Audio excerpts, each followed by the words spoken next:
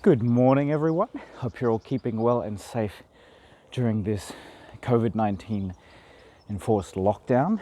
My name is William, and I'm a tour guide here in Berlin, a member of the Berlin Guides Association, its treasurer, and today I'm going to be taking you on a small tour of one of Berlin's fanciest parks and one of my favorite hangouts, Koernerpark in Neukölln.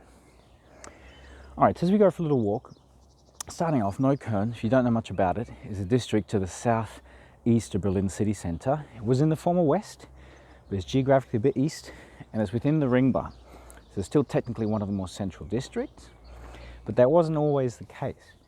So only about 100 years ago was it incorporated into Berlin, and before that it was actually called Rixdorf, and it was famous as sort of one of the red light districts outside of Berlin, because prostitution and things like that weren't legal in Berlin, but sort of were in Rixdorf. There were a lot of clubs sort of in the 1800s there as well. People used to go have a good time. And even before that, actually developed as a small town where a lot of new immigrants came, and it was kind of this sort of quasi-independent village outside of Berlin. And there were a number of them, and it was sort of one of the more famous ones.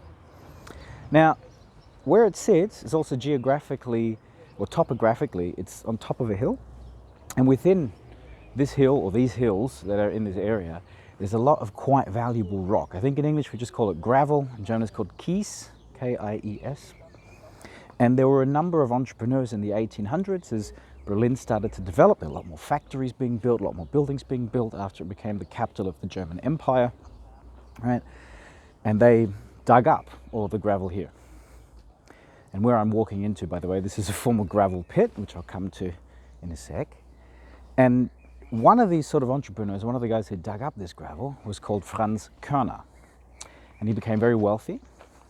And by about 1910, he was already quite an old man. And he decided to donate one of these former gravel pits to the city, but to transform it into a super fancy park. And in this time period, something called Baroque revivalism was in fashion all over Europe since the late 1800s. And so he decided to have a park designed in that fashion.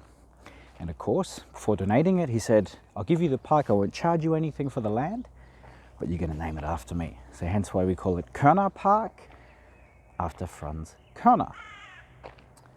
And it is now one of the most, I think, unique parks in all of Berlin, and particularly in Neukölln, because it is super, super fancy. Looks like something that could be sitting in the middle of Paris, would feel comfortable there, or somewhere in the middle of London. And yet it's in the middle of Neukölln, which is a traditionally working class district. You know, it makes it quite a unique place to come and hang out. And it's one of my favorite hangouts in the entire city, partially because of the history, but partially because it's also super beautiful. It's got a whole bunch of old growth trees you can just see behind me. None of these trees were cut down after World War II, even though many of the trees in Berlin were. We also have behind me this whole complex starting there, and it goes all the way here, is a gallery / cafe, and there are some really awesome performances that happen here on Sundays when we don't have lockdown. But I have to say, Koernerpark wasn't always like this, because where it's located is a little bit, let's say, inconvenient in one sense. It's very close to Tempelhof, which was the former big Nazi military airport, and then later used by the US, then a commercial airport, and now it's just a park. But because in the 50s and 60s, when the US used it, there were so many planes flying here that this wasn't a district people wanted to live in. It was also very close to the east, so close to the Berlin Wall. And so the park was, by the late 70s, in a pretty sorry state. And thankfully, though, some local people petitioned the state government to finance it and refund it and reopen it. So since the 80s, it's been a place that locals love to come and hang out. And we particularly love to hang out on this grass, which is what I like to call the forbidden grass, because on all four entrances, like on the sides, can't really see, but over there, there, and then over on the two corners there are signs that say Betreten der Rasenfläche verboten.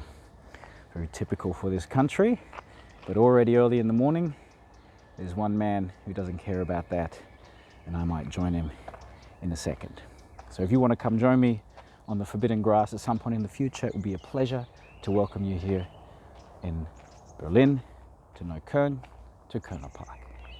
All right, have a good day. Take care and stay safe.